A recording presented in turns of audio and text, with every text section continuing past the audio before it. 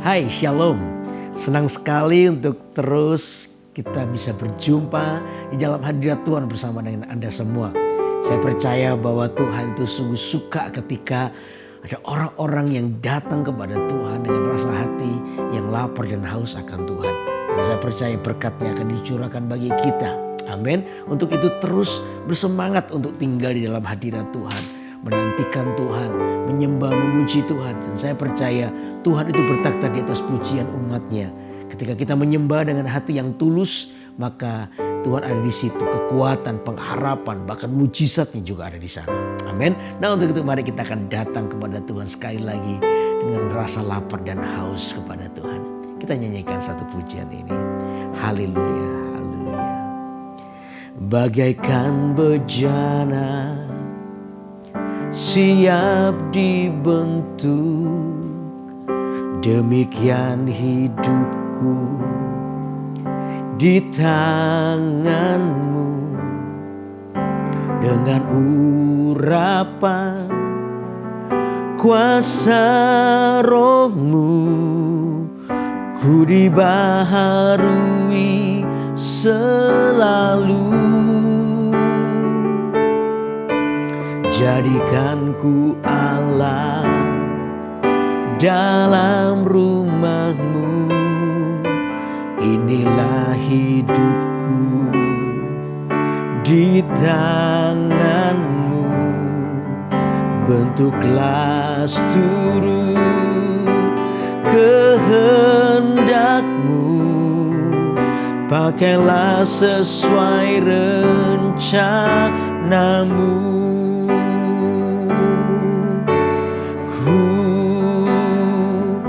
Mau seperti-Mu Yesus, disempurnakan selalu dalam segenap jalanku, memuliakan nama-Mu. Biar ini menjadi pujian kita, doa kita kepada Tuhan juga. Mari katakan, bagaikan bejana siap dibentuk, demikian hidupku di tangan-Mu.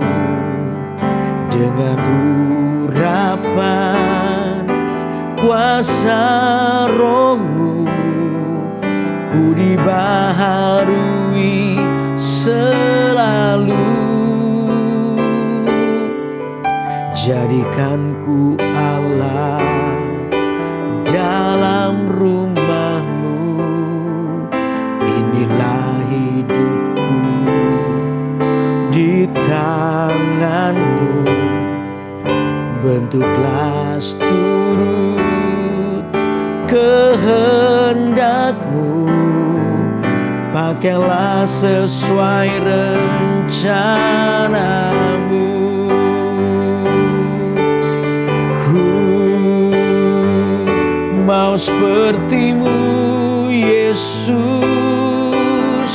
disempurnakan selalu dalam segenap jalanku, memuliakan nama-Mu. Ku mau seperti-Mu, ku mau seperti-Mu Yesus, disempurnakan selalu dalam segenap jalanku, memuliakan nama-Mu. Mari katakan, ku mau seperti-Mu Yesus, ku mau seperti-Mu Yesus, disempurnakan selalu dalam segenap jalanku, memuliakan Sekali lagi mari katakan, ku mau seperti-Mu Yesus. Ini doa kami, disempurnakan selalu dalam segenap jalanku, memuliakan nama-Mu. Sekali lagi bolehkah kita angkat tangan kita, katakan, ku mau seperti-Mu Yesus, disempurnakan selalu dalam segenap jalanku, memuliakan nama-Mu dalam segenap jalanku, dalam segenap jalanku, memuliakan nama-Mu. Katakan ini di hadapan Tuhan, dalam segenap jalanku, memuliakan nama-Mu. Mari kita sembah Dia, mari kita sembah Dia. Haleluya, haleluya, haleluya. Oh, Engkau layak disembah. Ini hidup kami ya Tuhan, kami bawa di hadapan-Mu, menyembah-Mu Tuhan, meninggikan Engkau di atas segalanya. Kirana tokan dalam borodo. Haleluya, haleluya, haleluya. Engkau layak disembah. Kami datang dengan hati yang mengasihi-Mu Tuhan. Betapa rindunya hati kami menyembah-Mu. Kirana mata kandara morodo. Haleluya, haleluya, haleluya. Kirana mata kandara morodo. Engkau yang termanis, Engkau yang termulia bagi kami. Oh, oh, oh. Haleluya, haleluya. Kami mengagumi Engkau ya Tuhan, kami mengasihi-Mu, mencintai-Mu. Untuk itu kami persembahkan hidup kami bagi-Mu Tuhan. Biar menyenangkan-Mu, biar menyenangkan-Mu. Oh, oh, oh, oh. Tidaklah marah-marah takkan darah-marah-Mu.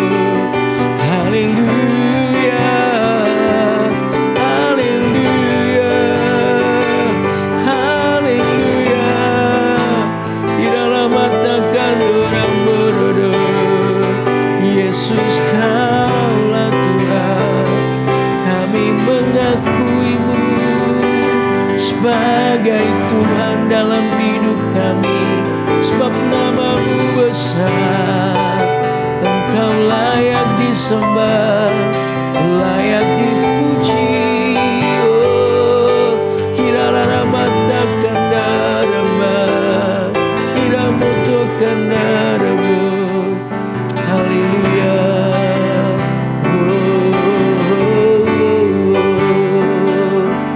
Ku kagum hormat akan Engkau, ku kagum hormat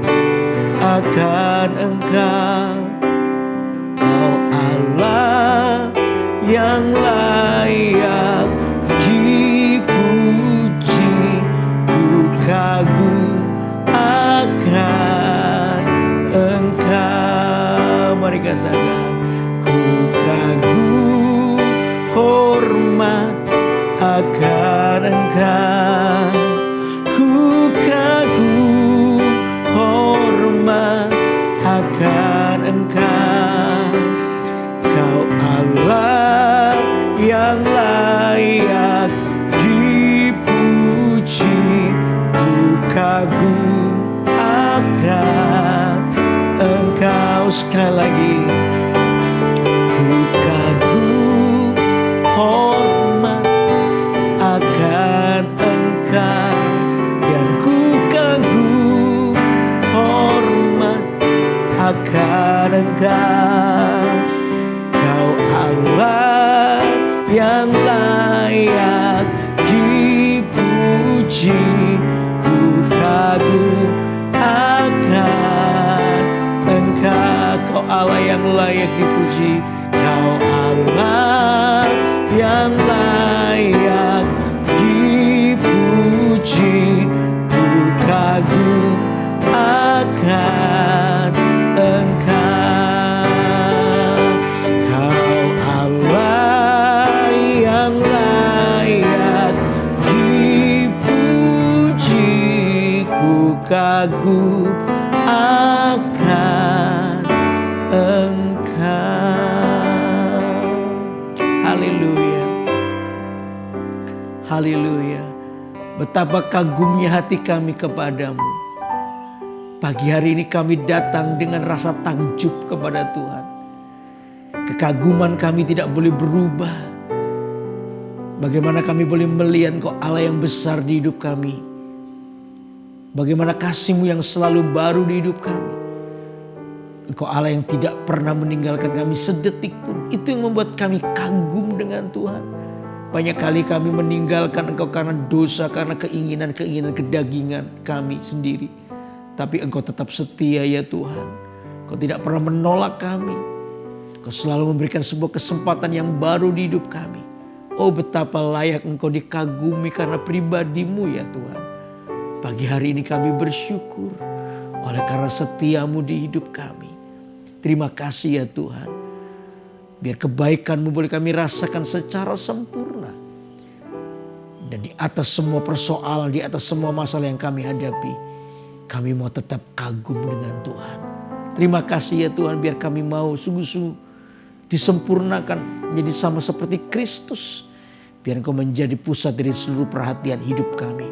Terima kasih ya Tuhan, kami serahkan kehidupan kami dalam tangan-Mu pagi hari ini. Di dalam nama Tuhan Yesus kami mau merenungkan firman-Mu.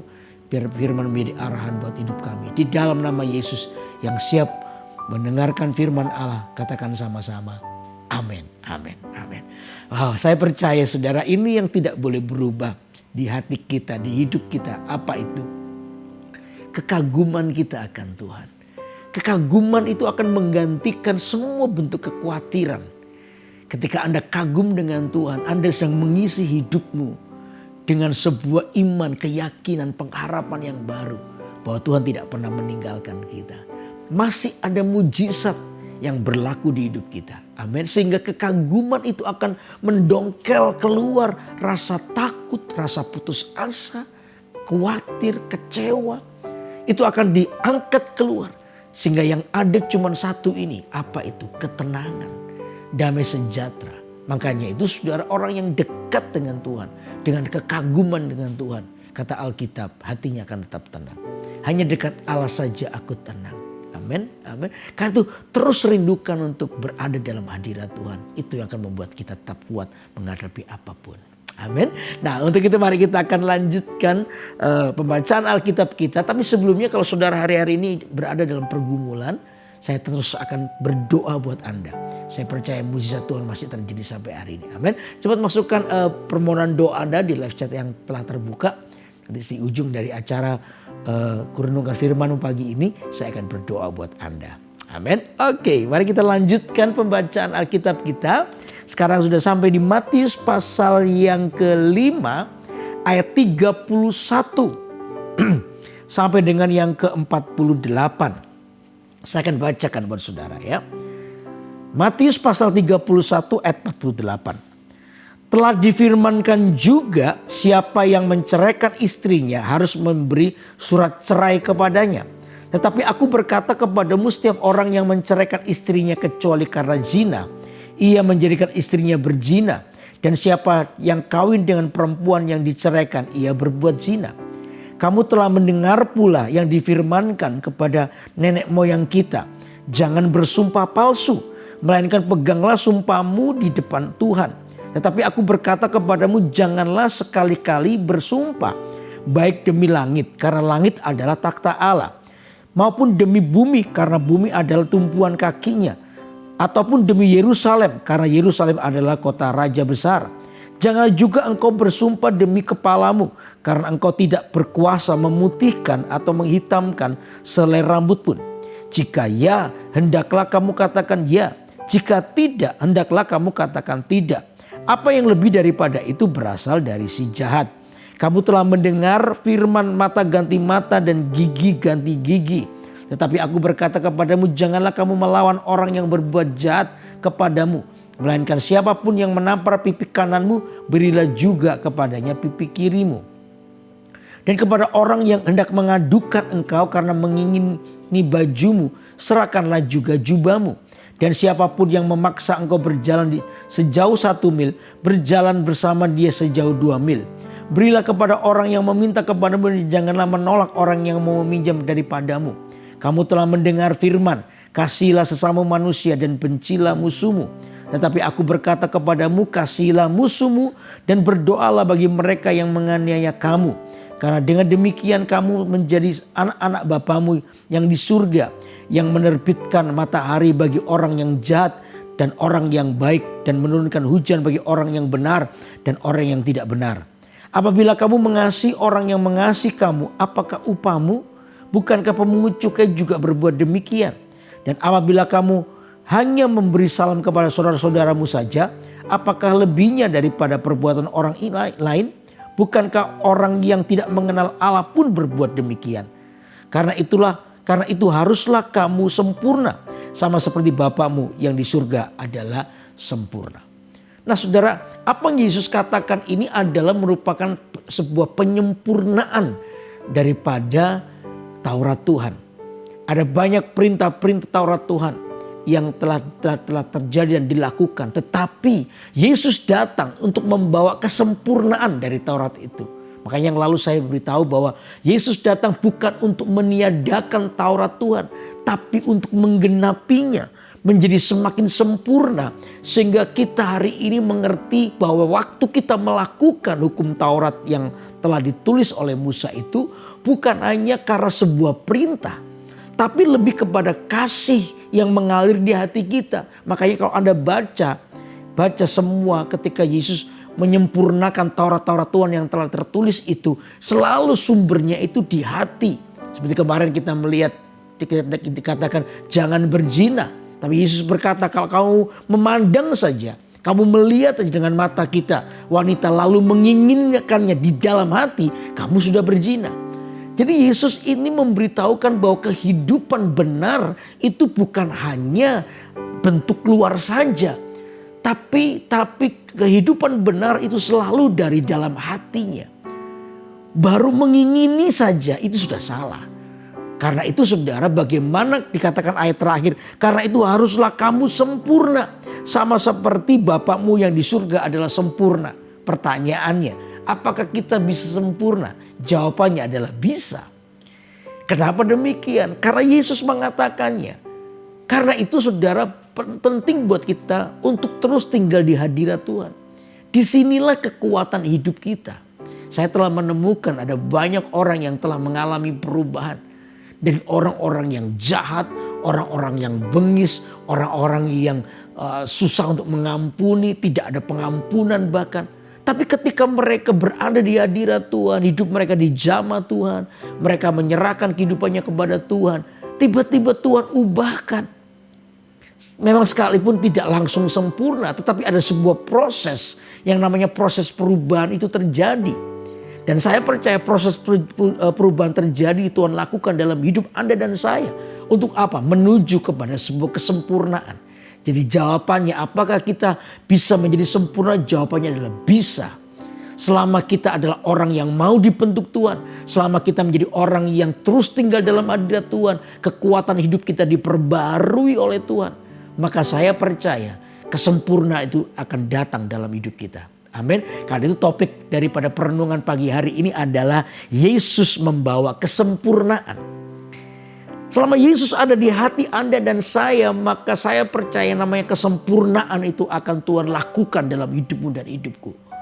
Kita semua memang belum sempurna, tapi proses masuk dalam kesempurnaan itu sedang Tuhan lakukan. Selama Anda adalah orang yang mau diajar, mau dibentuk, mau berubah, tidak egois, mulai belajar untuk hidup menyenangkan Tuhan. Keputusan hidup kita dipengaruhi oleh kebenaran firman Allah. Maka saya percaya kesempurnaan itu akan datang dalam hidup kita. Amin. Kenapa? Karena Yesus ada di hatimu dan hatiku. Itu kuncinya. Makanya itu kalau orang bilang saya tidak mungkin bisa berubah. Orang itu tidak mungkin berubah. Siapa bilang? Setiap orang bisa mengalami perubahan. Amin. Setiap orang bisa mengalami perubahan ke arah Kristus. Selama Yesus disanjung tinggi dalam hidupnya. Saya percaya perubahan kesempurnaan itu akan ada. Amin. Nah sekarang coba kita akan lihat kesempurnaan apa saja yang Yesus kerjakan. Yang Tuhan beritahukan buat hidup kita. Supaya kita ini mengalami perubahan. Yang pertama coba baca ayat yang ke-31 dan 32. Perhatikan ini. Ya. Telah difirmankan siapa yang menceraikan istrinya harus memberi surat cerai kepadanya. Ini ditulis oleh hukum Taurat. Tapi Yesus berkata begini. Ya, disempurnakan dalam ini. Tetapi aku berkata kepadamu, setiap orang yang menceraikan istrinya kecuali karena zina, ia menjadikan istrinya berzina. Dan siapa yang kawin dengan perempuan yang diceraikan, ia berbuat zina. Nah soal perceraian nanti akan kita bahas di Matius pasal 19. Tetapi saya mau kasih dasar dulu. Saya tidak akan detail membahas ini. Nanti ketika kita bahas di Matius pasal 19 kita akan bicara khusus tentang perceraian. Tetapi prinsip dasarnya yang saya mau beritahukan buat Anda adalah Tuhan tidak menghendaki perceraian. Perceraian itu dibenci oleh Tuhan. Karena itu saudara, ketika kita mau mengalami perubahan kesempurnaan, ketika Anda mengalami sebuah konflik pasangan suami istri, pikiran untuk bercerai itu kiranya dijauhkan daripadamu. Kenapa demikian? Saudara, waktu yang lalu saya sempat kedatangan suami istri. Ya, mereka sudah menikah kira-kira 22 tahun. Mereka dalam sebuah konflik yang cukup berat. Datang kepada saya dalam sebuah konseling dan begitu parah konflik yang terjadi. Di ujung daripada konflik itu mereka mau bercerai. Lalu saya mencoba untuk menasihati mereka supaya jangan bercerai. Tapi mereka tetap mau bercerai. Lalu saya tanya kenapa? Dulu tujuan pernikahannya apa sih? Kok tiba-tiba hari ini mau bercerai? Ya mereka jawab, ya ingin bahagia Pak. Sekarang sudah tidak bahagia lagi ya, ngapain diteruskan? Saya bilang justru itu yang salah. Justru itu yang salah. Pernikahan itu tujuannya bukan bahagia. Pernikahan itu tujuannya pasti jelas. Kalau Alkitab berkata dalam Kejadian pasal 1 ayat 27. Ya Kejadian pasal 1 ayat 27 kita baca sebentar ya. Kejadian pasal 1 ayat 27 dikatakan begini. Ya tujuan pernikahan adalah ini. Bentar. Oke. Ayat 27 dikatakan begini. Maka Allah menciptakan manusia itu menurut gambarnya. Menurut gambar Allah diciptakannya dia, laki-laki dan perempuan diciptakannya mereka. Oh Tuhan itu menciptakan manusia itu menurut gambarnya. Dikatakan diciptakan dia, laki-laki dan perempuan. Jadi secara genre kita ini di dunia ada dua jenis ya manusia, jenis kelamin yaitu apa? Pria dan wanita. Tapi dua-dua ini diciptakan menurut gambar Allah. Nah, kapan gambar Allah itu secara sempurna bisa kita lihat? Jadi kalau saya seorang diri hari menurut genre ya jenis kelamin, saya ini gambar Allah separuh sebagai seorang pria. Istri saya adalah gambar Allah separuh sebagai wanita. Nah, kapan gambar Allah itu menjadi sempurna? Ketika seorang pria dan wanita berada dalam sebuah komitmen, covenant yang namanya pernikahan. Nah sebenarnya ketika keluarga dibentuk itulah gambar Allah sempurna harusnya. Makanya kalau Anda kita ini belum pernah ke surga, sebenarnya kita bisa melihat surga itu di mana? Di keluarga kita. Kenapa? Disitulah ada seorang pria seperti gambar Allah dan wanita seperti gambar Allah disatukan. Sehingga gambar Allah yang separuh ini menjadi satu sehingga kita bisa lihat utuh gambar Tuhan. Nah disitulah karakter Tuhan harusnya ada. Cuma persoalannya adalah banyak orang tidak mengerti. Sehingga keluarga yang harusnya itu menjadi surga tiba-tiba berubah menjadi neraka. Karena apa? Mereka tidak mau mengerti. Nah cara Tuhan untuk supaya pria dan wanita ini menjadi sempurna, menjadi sama seperti Kristus lewat apa? Lewat yang namanya konflik. Makanya itu saudara, konflik itu adalah tempat yang paling tepat untuk seorang pria disempurnakan. Seorang wanita disempurnakan. Begitu konflik, setiap pribadi itu harus menyadari ini waktunya aku dibentuk. Ini waktunya aku menjadi sempurna, menjadi seorang pria dan wanita. Aku menjadi sempurna, karena itu kata Alkitab saling mendahuluilah memberi hormat. Karena itu dikatakan jangan jadi sombong, jangan jadi egois, merendahkan hati. Ya, ada 3 kata yang harus ada dalam rumah tangga yang harus dibangun. Apa itu? Maaf. Permintaan maaf itu harus menjadi kata-kata yang penting dalam rumah tangga. Maaf itu berarti Anda sedang merendahkan dirimu, merendahkan hatimu. Ya, yang kedua, tolong. Ya, kita ini bukan sebagai bos perintah-perintah. Kata tolong itu juga penting. Ya, itu adalah bentuk penghormatan. Lalu yang ketiga, terima kasih. Terima kasih itu sebagai penghargaan juga kepada pasangan kita. Nah dari 3 kata ini sebenarnya kita bisa melihat bahwa kita ini belajar untuk berubah kehidupan kita. Konflik adalah tempat yang paling baik. Makanya itu saudara, ketika konflik jangan terburu-buru memutuskan untuk bercerai. Perceraian itu jahat di mata Tuhan. Coba buka di Maliaki pasal yang ke-2 ayat 16. Ya, dikatakan begini, sebab aku membenci, Maliaki 2 ayat 16 ya, saya bacakan. Sebab aku membenci perceraian, firman Tuhan Allah Israel, juga orang yang menutupi pakaiannya dengan kekerasan, firman Tuhan semesta alam. Maka jagalah dirimu dan janganlah apa? Berkhianat. Oh, orang yang bercerai itu disebut berkhianat. Berkhianat terhadap siapa? Siapa? Tentunya terhadap Tuhan. Kenapa? Masih ingat ketika Anda diberkati dalam pemberkatan nikah, ya, dalam pemberkatan nikah itu diucapkan janji bahwa Anda akan tetap setia. Aku akan setia, ya, menjagamu, memeliharamu, baik dalam waktu suka maupun duka, sehat maupun sakit, kelimpahan atau kekurangan, dan akan tetap setia menjagamu sampai akhir hayatmu. Amin. Kita ini pernah punya janji di hadapan Tuhan. Kita ini pernah bernasar di hadapan Tuhan. Bukan hanya di depan pendeta, orang tua atau keluarga, tapi di hadapan Tuhan. Kita ini pernah berjanji untuk tetap setia apapun keadaanmu, baik atau tidak baik, sehat maupun sakit, kaya atau miskin, aku akan tetap setia bersamamu. Dan janji yang di hadapan Tuhan itu hukumnya adalah hukumnya mulia dan kudus. Makanya itu Maliaki berkata, kalau kamu mau bercerai, kamu ini disebut pengkhianat. Kalau Anda baca di ayat Alkitab, pengkhianat itu akan mengalami sebuah pukulan daripada Tuhan. Makanya perceraian itu tidak ada hasil yang baik. Perceraian itu melukai satu dengan yang lainnya. Ya, perceraian itu bukan jalan keluar yang terbaik. Bukan jalan keluar yang terbaik. Kalau saya bicara begini, saya bicara dengan para pria dan para wanita atau suami atau istri. Perceraian itu bukan jalan keluar yang terbaik. Bayangin saudara, 2 kertas sih, kalau Anda menikah misalnya 10-20 tahun.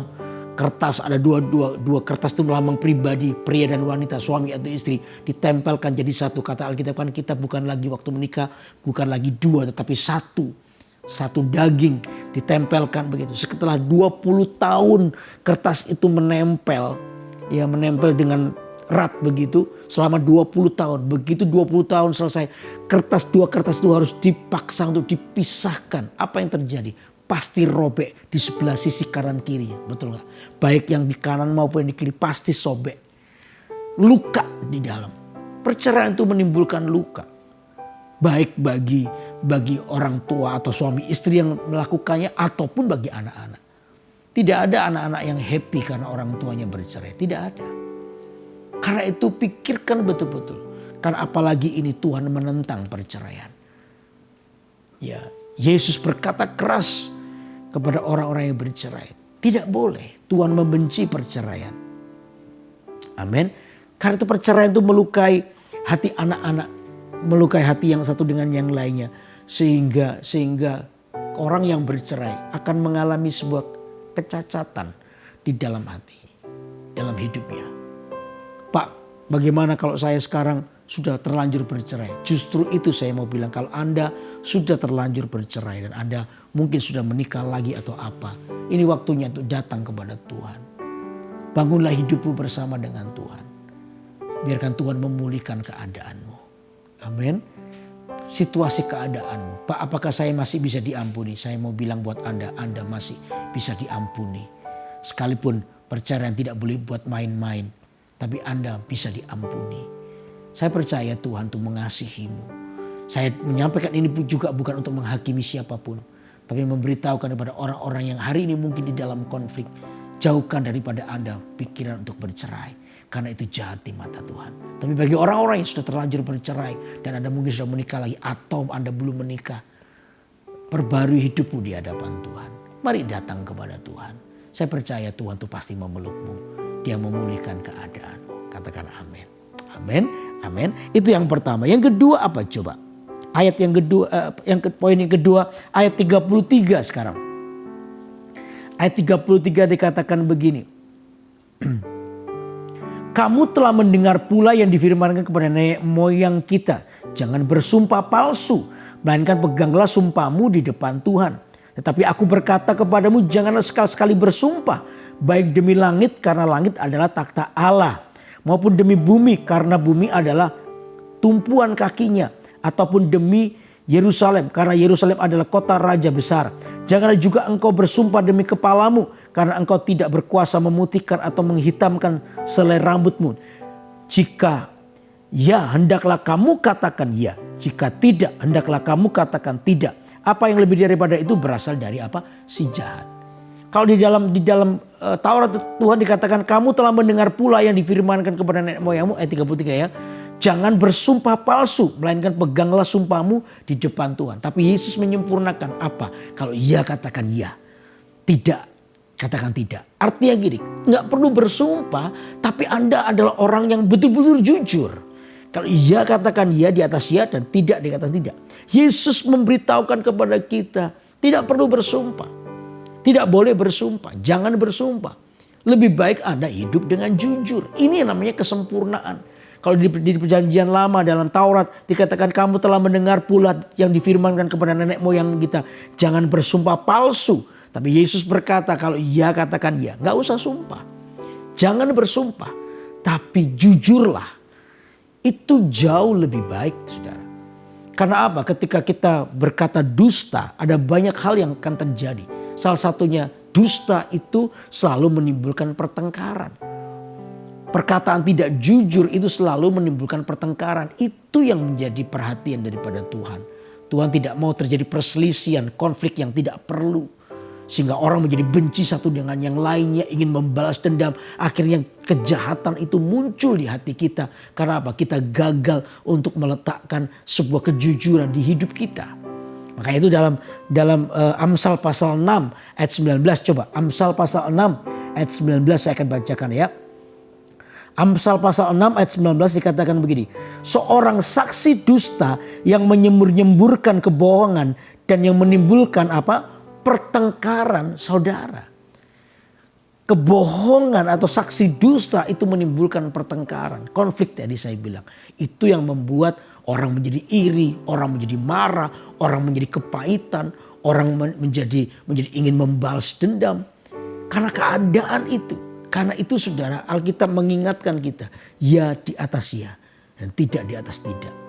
Bicara soal mari kita menjadi orang yang jujur. Kejujuran itu selalu menolong kita untuk melihat kemuliaan Tuhan di hidup kita. Katakan amin. Tulus hati, kejujuran akan membuat kita melihat bagaimana perbuatan tangan Allah yang besar buat hidup kita. Amin, amin. Lalu kalau orang bersaksi dusta apa akibatnya? Amsal pasal 19 ayat yang kelima dikatakan begini. Akibatnya yang pertama tadi, saksi dusta itu menimbulkan pertengkaran. Lalu yang kedua apa? Yang kedua di Amsal pasal 19 ayat yang kelima dikatakan begini. Saksi dusta tidak akan luput dari hukuman. Orang yang menyembur-nyemburkan kebohongan tidak akan apa? Terhindar. Wow, saudara, kebohongan itu selalu akan menuai celaka dalam hidupnya. Banyak orang yang berlaku curang, baik dalam bisnis, dalam pekerjaan, ya berlaku curang. Satu saat orang ini akan berada di tempat-tempat yang licin yang sebentar lagi dia akan jatuh. Saudara, berbahaya.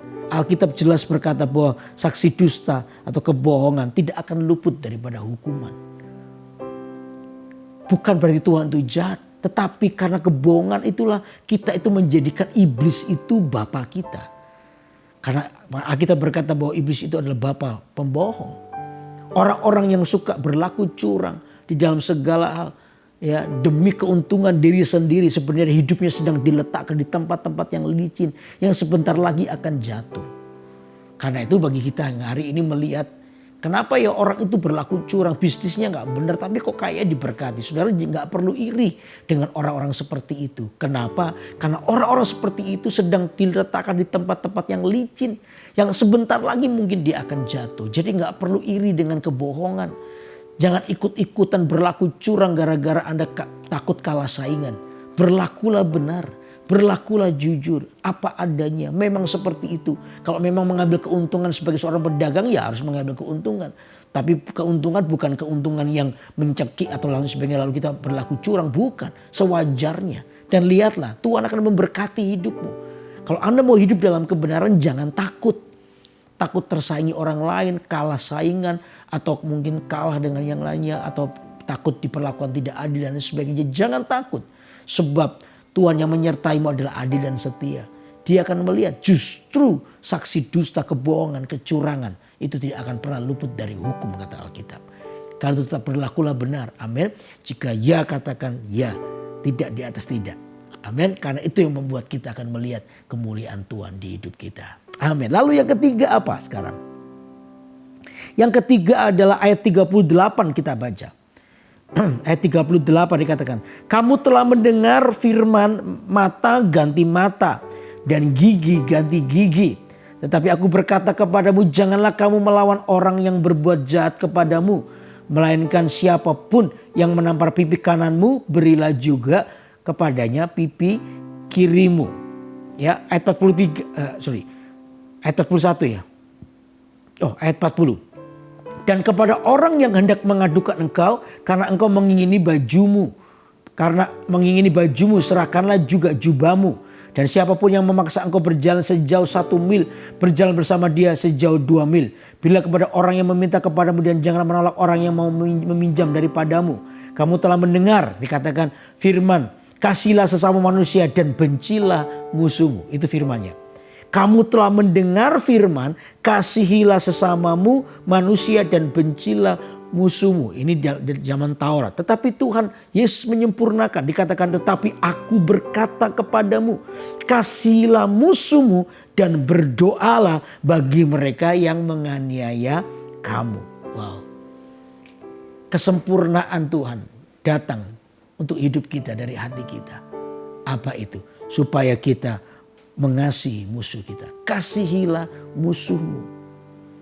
Kasihilah musuhmu. Ini hal yang tidak mudah. Tapi Yesus mengajar kita untuk kita mulai berdoa bagi orang-orang yang menganiaya kita. Disinilah perbedaan. Disinilah kekristenan, kehidupan kekristenan yang nyata. Di mana Yesus mengajar untuk kita mendoakan musuh kita. Wow, itu tidak mudah. Sungguh itu tidak mudah. Tapi kalau Anda melakukan, kalau kita belajar melakukan, saya percaya berkat Tuhan tidak akan pernah terhindar dari hidupmu. Tuhan memberkatimu, Tuhan memulihkan keadaanmu. Dan saya tahu ini butuh kekuatan. Ini butuh kekuatan ya dari Tuhan buat hidup kita. Makanya itu saudara, tetap tinggallah di dalam hadirat Tuhan. Pak, apakah ini susah? Sebenarnya tidak susah. Kenapa? Karena Tuhan yang memberikan kekuatan buat hidup kita. Tuhan yang memberikan sebuah kekuatan buat hidup Anda. Suatu hari saya pernah difitnah, saya mengalami sebuah fitnaan. Ya, saya difitnah melakukan satu hal. Dan saya tahu ini salah, saya tidak melakukannya. Ya, dan ketika itu tiba-tiba saya ditelepon oleh seseorang. Karena dia termakan fitnaan itu, dia marah dengan saya. Saya ditelepon, ya, dan saya ditelepon itu dimaki-maki. Baru kali itu saya seumur hidup jadi pendeta, saya dimaki-maki orang. Saya dimaki-maki orang. Saya sekalipun pendeta tetap manusia biasa. Saya bisa marah, saya bisa tersinggung dan lain sebagainya. Karena saya tahu apa yang diomongkan semua itu tidak benar. Dan saya ada bukti-buktinya bahwa saya tidak melakukannya. Saya bisa saja balik marahin dia di telepon itu. Ya, ketika saya dimaki-maki itu, saya sebagai manusia biasa hati saya tiba-tiba panas. Saya juga pingin balas, saya pingin marah sama dia. Tapi di tengah-tengah itu saya ingat ayat ini. Kalau kamu ditampar pipi kanan, kasih pipi kirimu juga. Wah, kalau ini prinsip dunia ini gak masuk semua. Masa ditampar pipi kanan kasih kiri, kan hancur semua gitu.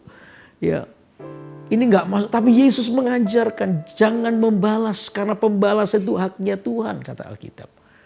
Waktu saya ingat ayat ini, saya tancapkan itu telepon di telinga saya.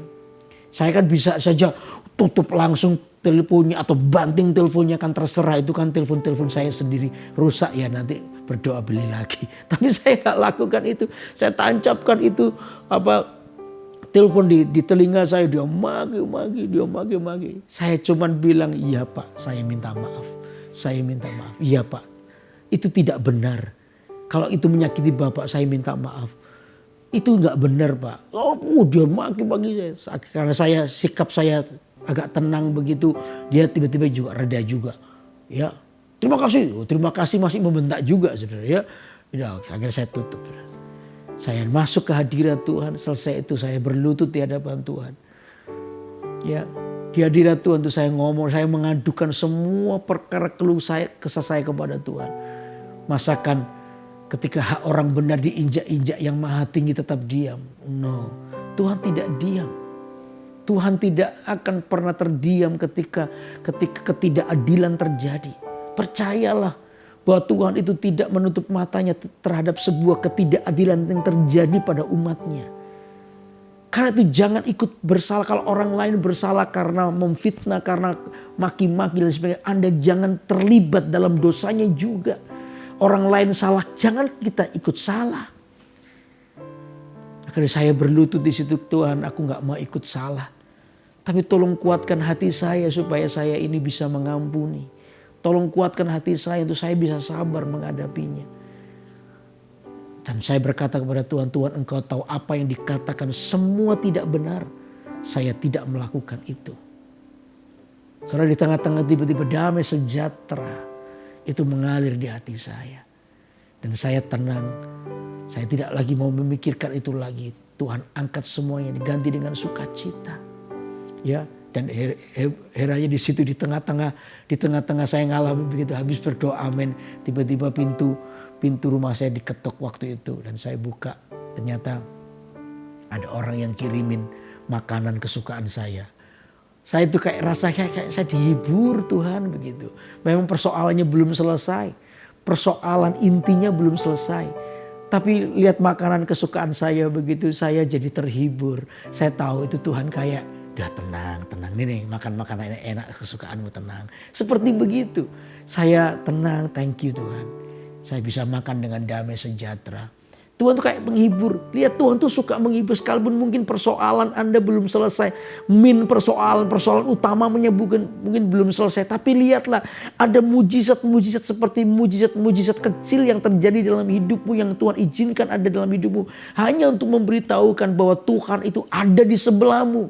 Tuhan ingin memberikan kekuatan, Tuhan memberikan penghiburan buat Anda semua. Dia tidak pernah meninggalkanmu. Dan itu yang menghibur hati saya. Thank you Tuhan. Dan saya bersuka cita, Allah itu luar biasa. Sampai satu hari, orang yang tadi telepon marah-marah dengan saya. Telepon saya dan dengan kali ini nadanya agak rendah.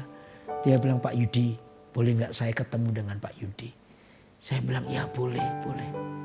Saya sudah agak khawatir, sudah jangan-jangan ini ketemu bukan lagi dimaki-maki, mungkin saya ditonjok atau apa. Waduh, saya bilang Tuhan, kuatkan hati saya. Ya pendeta kadang-kadang kita ini bisa punya refleks, betul gak? Kalau kita dipukul, refleks kita juga balas pukul, itu bisa terjadi, betul gak? Ya sekalipun kita ini sudah dibaptis, tapi saya takut tangan saya refleks, betul gak? Ya kan? Dulu karena suka berkelahi, jadi takut begitu, kuatkan hati saya, tangan saya supaya jangan refleks-reflekan.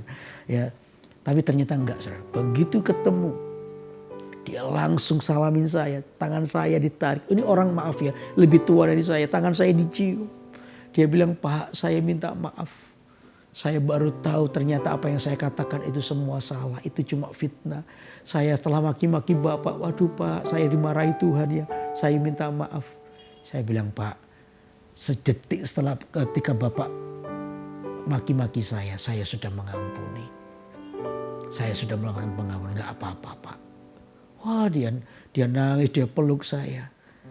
Dan sampai hari ini dia menjadi seorang sahabat yang baik buat saya. Lihat begitu indah. Ketika orang belajar mengasihi orang yang membenci bahkan. Yang tidak suka kepada Anda. Tuhan itu membukakan pintu untuk terjadi berkat dalam hidup kita. Amin. Karena itu Yesus berkata, kasihilah musuhmu. Kasihilah musuhmu. Supaya kau dikatakan menjadi anak-anak Bapa. Coba baca ya. Ayat berapa itu tadi? Ayat yang ke-45. Karena dengan demikian kamu menjadi anak-anak Bapamu yang di surga. Yang menerbitkan matahari bagi orang yang jahat dan orang yang baik. Dan menurunkan hujan bagi orang yang benar dan orang yang tidak benar. Kita ini menjadi anak Bapa. Wow, ini luar biasa. Anda menjadi anak-anak Tuhan yang sungguh-sungguh anak-anak Tuhan. Yang menerbitkan matahari bagi orang jahat ataupun orang baik. Hidup Anda menjadi inspirasi bagi orang lain. Saya tahu ini tidak mudah. Tetapi Tuhan mau menyempurnakan hidup kita. Amin. Karena itu terus tinggallah di hadirat Tuhan. Itu yang membuat kita kuat. Amin. Karena itu biar Yesus ada di hati kita untuk selama-lamanya. Saya bicara seperti ini pun saya juga masih belajar. Mari kita belajar bersama-sama. Saudara dan saya adalah orang-orang yang lagi bertumbuh. Saya tidak sempurna juga. Saya sedang ada dalam proses kesempurnaan. Karena itu mari kita belajar bersama-sama. Meletakkan semuanya di hadapan Tuhan. Amin. Pagi hari kita belajar 3 hal. Yang pertama, jangan bercerai. Perceraian itu jahat di mata Tuhan. Lalu yang kedua apa? Ya di atas ya dan tidak di atas tidak. Jangan jadi saksi dusta. Yang ketiga, kasihilah musuhmu. Wow, 3 hal yang Yesus bahas dalam ayat-ayat tadi. Itu menyempurnakan hidup kita. Apakah saya bisa Pak? Bisa. Tuhan menyertaimu. Amin. Untuk itu kemauan untuk terus berubah itu harus ada dalam hati kita. Dan Tuhan pasti memberkati kita. Tuhan pasti menolong kita. Amin. Segala sesuatu apapun yang terjadi hari ini. Itu adalah cara Tuhan untuk membentuk hidupmu. Makanya ketika ada konflik, ketika ada punya persoalan. Coba lihat hal yang baik. Apa itu? Tuhan sedang merajut hidupmu. Supaya kesempurnaan Kristus itu nyata. Orang-orang yang hari ini berdoa untuk sakitnya belum didengar. Jangan menyerah. Tuhan sedang melatih kesabaranmu. Tuhan sedang melatih imanmu. Amin. Orang-orang yang lagi masalah dalam keuangan. Ya kalau Anda ada yang salah dalam mengelolanya, cepat bertobat minta ampun. Tapi kalau hari ini belum ditolong oleh Tuhan, jangan menyerah untuk berdoa. Kenapa? Tuhan sedang melatih Anda berjalan bersama dengan Tuhan dengan iman. Anda sedang dilatih untuk tetap percaya di tengah-tengah sesuatu yang mustahil. Kita percaya bahwa tidak ada yang mustahil bagi Tuhan. Amin. Oke, amin. Untuk itu mari kita datang kepada Tuhan. Mari bawa hati kita kepada Tuhan. Haleluya. Ku kagum hormat akan Engkau. Ku kagum hormat akan Engkau. Kau Allah yang layak dipuji. Ku kagum akan Engkau. Sekali lagi mari katakan, ku kagum hormat akan Engkau, dan ku kagum hormat akan Engkau. Kau Allah yang layak dipuji. Ku kagum akan Engkau. Kau Allah yang layak dipuji. Kau Allah yang layak dipuji. Ku kagum akan Engkau. Kau Allah yang layak dipuji. Kau Allah yang layak dipuji. Ku kagum akan Engkau. Ada sepasang suami istri yang hari-hari ini engkau sedang mengurus perceraian karena Anda merasa bahwa keluargamu sudah tidak bisa dipulihkan. Dengar saya baik-baik. Jangan tinggalkan Yesus. Yesus ada di rumahmu, di hidupmu. Selama Yesus ada dalam hidupmu, dalam rumah tanggamu, sebenarnya kesempurnaan sedang Tuhan kerjakan. Karena itu lewat konflik ini justru setiap orang harus mengambil keputusan untuk berubah. Perubahan itu selalu mulai dari diri kita. Jangan dituntutkan kepada orang lain. Tapi perubahan itu selalu dimulai dari diri Anda dulu. Itu yang akan membuat sebuah kehidupan yang menginspirasi pasangan. Jangan terburu-buru memutuskan untuk bercerai karena itu jahat di mata Tuhan. Perceraian itu adalah bentuk pengkhianatan tadi saya bilang. Biar hari ini ketika Anda mendengar ini tidak kebetulan. Sebab Tuhan ingin memulihkan keluargamu. Kalau Anda adalah orangnya, mungkin istri atau suami yang mendengar ini atau dua-duanya mendengar. Izinkan Tuhan mengubah hatimu sekarang. Jangan mau bercerai. Kalau Anda bercerai, Anda sedang menuruti kehendak setan dalam kehidupan Anda. Suami istri, berubahlah. Ayo berubahlah. Oleh karena Tuhan yang mengasihi hidupmu. Mari angkat tanganmu. Saya berdoa untuk keluarga demi keluarga yang hari-hari di ujung tanduk. Keutuhan rumah tangannya hampir saja runtuh. Mereka memutuskan untuk bercerai. Oh, aku berdoa. Di dalam nama Tuhan Yesus dibatalkan perceraian ini. Sehingga yang ada cuma kasih yang diperbaharui kembali. Untuk mereka boleh hidup bersama dengan Engkau. Ya Tuhan, aku berdoa supaya keluarga ini menjadi keluarga yang diberkati. Diluputkan dari kehancuran. Di dalam nama Tuhan Yesus. Tuhan, Engkau yang menjamah, Engkau yang mengubahkan. Sehingga hati suami atau istri kembali kepada satu dengan yang lainnya. Sehingga keutuhan rumah tangga, anggur baru mulai dilahirkan kembali pagi ini. Di dalam nama Tuhan Yesus, segala bentuk tipu daya, perselingkuhan atau apapun, perzinahan, dalam nama Yesus dihancurkan. Dalam nama Yesus dipatahkan. Sekarang yang ada cuma kasih suami istri. Untuk mereka boleh melihat anak-anak mereka nantinya akan disebut berbahagia. Oleh karena orang tuanya yang mau disempurnakan di dalam Tuhan. Terima kasih ya Tuhan, terima kasih. Ada orang yang hari ini Anda tertipu dalam bisnis. Oh, Anda marah sekali dengan rekan kerjamu karena Anda merasa ditipu. Dan itu jumlahnya tidak sedikit. Anda marah sekali, Anda benci, Anda susah mengampuni. Firman Tuhan ini datang buat hidupmu. Pembalasan itu haknya Tuhan. Orang lain berbuat salah kepadamu, dia mengambil uangmu, dia mencuri uangmu. Tapi Anda juga jangan ikut salah dengan cara membencinya. Dosanya tetap sama. Jadi apa bedanya? Bukan itu. Tugas Anda lah hari ini ketika Anda mendengar datang ke hadirat Tuhan. Saya tahu tidak mudah, tetapi mohonlah kepada Tuhan. Supaya hatimu dimenangkan, hatimu dilapangkan. Berkat itu datangnya daripada Tuhan. Dan saya percaya Tuhan sanggup memulihkan keadaan hidupmu, ekonomimu. Tuhan sanggup memulihkan pekerjaanmu. Karena biar hari ini saya berdoa di dalam nama Yesus. Tuhan, pertama pulihkan hati orang ini. Supaya dia bisa melepaskan pengampunan. Dia menjadi sabar dalam banyak hal. Tuhan, Engkau yang memulihkan keadaan hatinya sekarang. Lalu yang kedua, Tuhan berkati Apa yang telah hilang, apa yang telah dicuri, dikembalikan 7 kali lipat di dalam nama Yesus. Sehingga orang ini bisa melihat betapa ketika orang ini hidup dalam kesempurnaan bersama dengan Kristus, itu hidupnya jauh lebih tenang, hidupnya jauh lebih lancar. Daripada dia terus tinggal dalam kepahitan dan kemarahan. Hamba berdoa sekarang, Tuhan pulihkan di dalam nama Tuhan Yesus. Engkau Allah yang baik buat hidup kami. Terima kasih Tuhan. Sekarang saya berdoa untuk semua permohonan doa yang sudah masuk.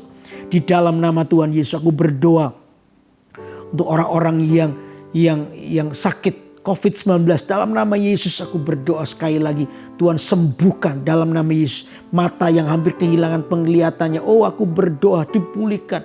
Di retinanya atau bagian-bagian mata yang rusak. Aku berkata dipulihkan sekali lagi di dalam nama Tuhan Yesus. Orang-orang yang kena kanker dalam rahim. Oh, aku kutuki kanker menjadi kering.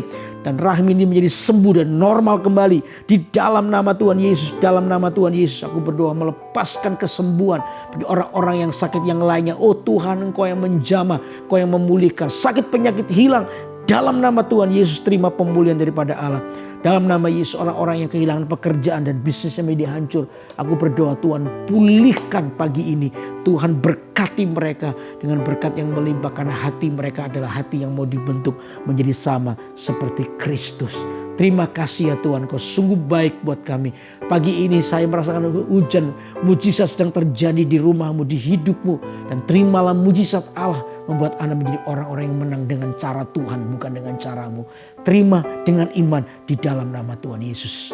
Haleluya. Sekarang saya mau berdoa berkat buat Anda. Angkat tanganmu. Terimalah berkat daripada Allah yang membawa pada kemenangan oleh karena Yesus Kristus yang mengasihimu. Yang hidup dalam kehidupan Anda dan menyempurnakan hidupmu. Sehingga hidupmu bertumbuh di dalam Tuhan. Makin lama disempurnakan menjadi sama seperti Kristus. Mulai hari ini sampai selama-lamanya. Terimalah kemenangan di dalam Tuhan. Oleh karena Allah yang menyertaimu adalah Allah yang setia sampai hari ini, sampai selama-lamanya. Terima di dalam nama Tuhan Yesus, diberkatilah kehidupan Anda. Haleluya. Amin.